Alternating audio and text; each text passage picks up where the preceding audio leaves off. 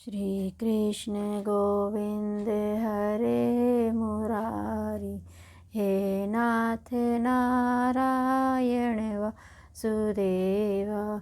श्री कृष्ण गोविंद हरे मुरारी, हे नाथ नारायण वासुदेवा।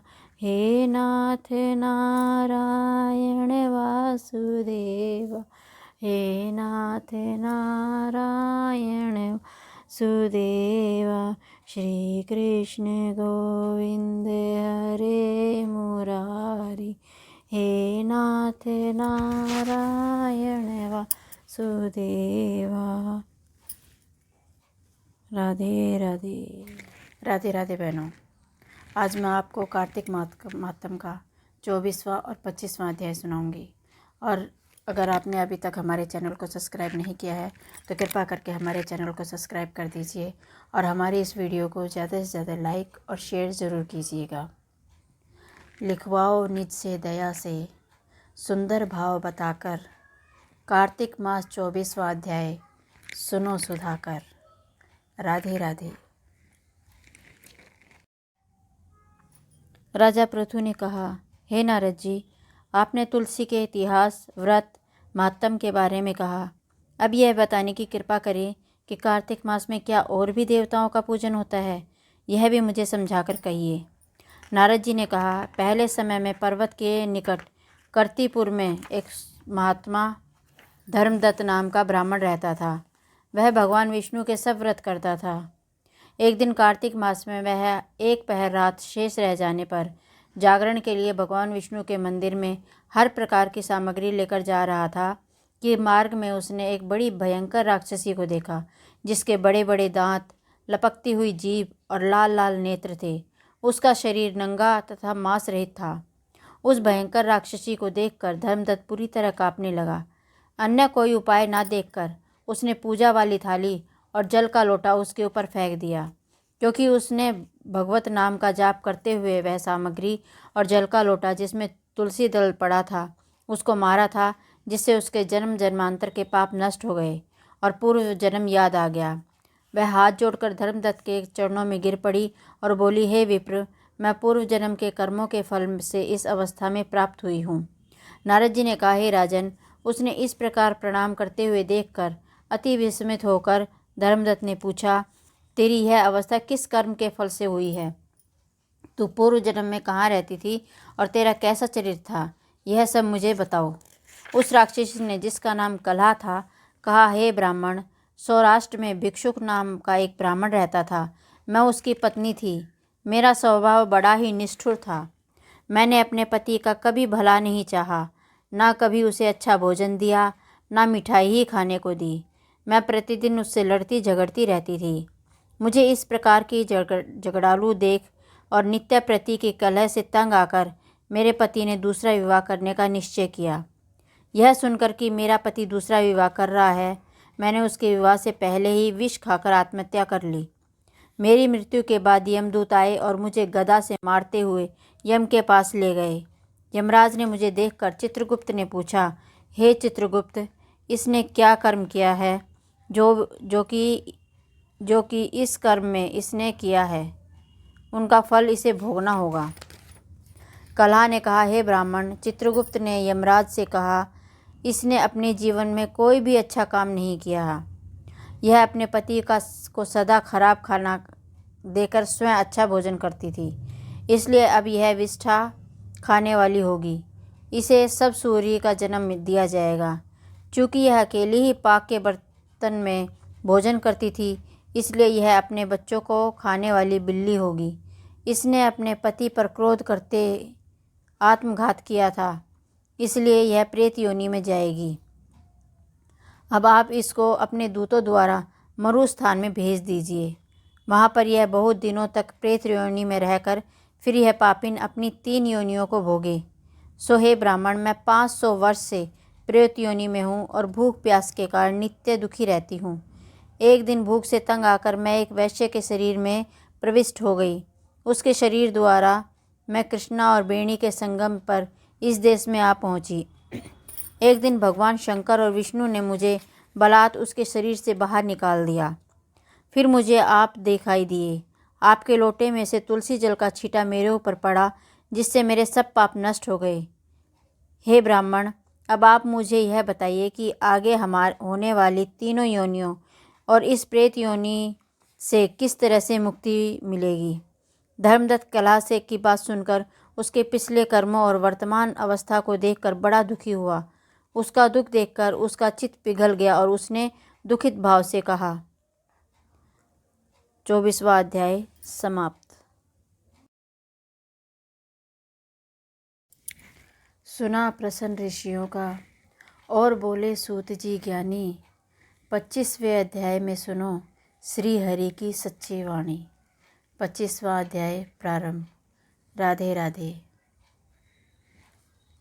तीर्थ व्रत दान आदि के करने के से समस्त पाप नष्ट हो जाते हैं, मगर प्रेत योनि में रहने वाले को इसका अधिकार नहीं है। तुम्हारे दुख को देखकर मैं अत्यंत दुखी हूँ और तुम्हारा दुख दूर किए बिना मुझे संतोष नहीं होगा। तुम्हारे पाप बड़े भारी हैं, क्योंकि यह तीनों योनियाँ बहुत बड़े पाप करने वालों को ही प्राप्त होती हैं और प्रेत योनि तो थोड़े पुण्य से भी नष्ट नहीं हो सकती। लेकिन मैं तुम्हें इस योनि से अवश्य छुड़वाऊँगा, इसलिए मैंने जो कार्तिक का व्रत किया उसका आधा पुण्य तुम्हें देता हूँ, क्योंकि यज्ञ दान तीर्थ सब निश्चय ही कार्तिक व्रत के पुण्य के समान नहीं है। देवर्षि नारद बोले, हे राजन, इतना कहकर धर्मदत्त ने उसको ओम नमो भगवते वासुदेवाय इस मंत्र का जाप कराया और तुलसी का जल उसके ऊपर छिड़का। बस फिर क्या था, क्षण भर में वह प्रेत योनि से छूटकर प्रज्वलित शिखा के समान दिव्य रूप धारण कर लक्ष्मी के समान सुंदर हो गई। तब वह धर्मदत्त को दंडवत करके प्रसन्नता से गदगद होकर बोली, हे ब्राह्मण, आपके शरीर से मैं इस घोर नरक से छूट गई हूँ। मुझे पाप सागर में डूबती हुई के लिए यह आप नौका के समान हैं। नारद जी ने कहा, हे राजन, अभी कला इसी प्रकार कह ही रही थी कि वहाँ विष्णुगण एक देदीप्यमान विमान लेकर आए। विमान के द्वार पर अप्सराएं और गण बैठे हुए थे। धर्मदत्त ने उनको देखकर प्रणाम किया। पुण्यशील और सुशील नामक भगवान विष्णु के गणों ने धर्मदत्त को अपने हाथों को ऊपर उठाकर उसका अभिनंदन करके कहा, हे ब्राह्मण, आप धन्य हैं जो सदा भगवान विष्णु के व्रत कथा और सेवा में लगे रहते हैं। आपने जो अपने बाल्यकाल में पवित्र और शुभ कार्तिक व्रत किया था, उसके आधे फल से आपने कलह के पूर्व जन्म के एकत्र पाप नष्ट कर दिए। यही नहीं, आपकी कृपा से उसके सैकड़ों जन्म के पाप नष्ट हो गए हैं।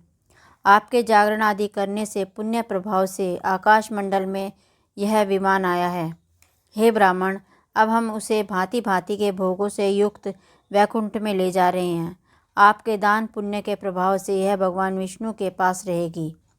आप भी इस जन्म के बाद अपनी 2 स्त्रियों सहित वैकुंठ में विष्णु जी के पास रहोगे और मुक्ति प्राप्त करोगे। हे दया सागर, वे मनुष्य धन्य हैं और जन्म उन्हीं का फलीभूत है जिन्होंने तुम्हारी तरह विष्णु की भक्ति की, क्योंकि भगवान विष्णु अपने भक्तों को भला क्या नहीं देते। जिन्होंने प्राचीन काल में उत्तनपाद के पुत्र को ध्रुव पर पहुंचाया, जिसके सुमिरन मात्र से प्राणियों की मुक्ति हो जाती है।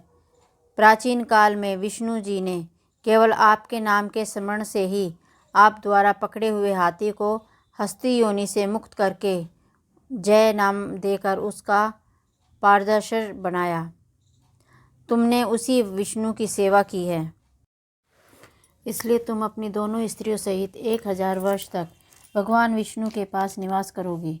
जब तुम्हारा पुण्य क्षीण हो जाएगा, तब तुम सूर्य वंश में अपनी दोनों रानियों के साथ राजा दशरथ के नाम से प्रसिद्ध होोगे, तथा यह कला तुम्हारे आधे पुण्य के भागीदार होने के नाते तुम्हारी तीसरी पत्नी होगी। वह भगवान विष्णु पुत्र के रूप में तुम्हारे पास रहेंगे और देवताओं का कार्य करेंगे। विष्णु जी को प्रसन्न करने वाले तुम्हारे कार्तिक व्रत से अधिक महत्वपूर्ण यहाँ दान तीर्थ आदि और कोई भी नहीं है।